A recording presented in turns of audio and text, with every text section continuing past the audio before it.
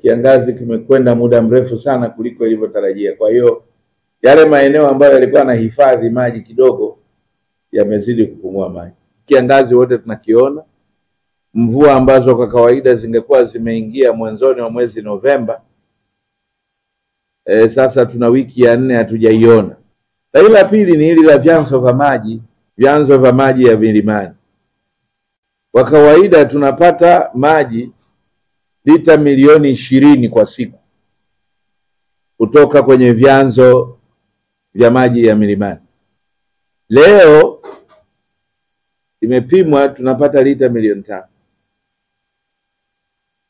Maana yake nini? Kwamba katika zile lita milioni 5, katika zile lita milioni 20, 75% ya maji ambayo yangeingia ndani ya mfumo wa maji yanayohitajika Morogoro na yakasambazwa hayapatikani. Sasa ukali wa kiangazi hiki cha sasa hivi kinatukumbusha kwamba kwa sababu ya jambo la ziada au jambo la nyongeza la uharibifu wa mazingira, sasa kiangazi kimekuwa kikali zaidi. Wanachoma miti, wanachoma misitu. Sasa hii ni jambo la hatari sana. Ile miti ambayo kila siku inakwenda kupungua, sasa inaenda kutengeneza milima ya vipara.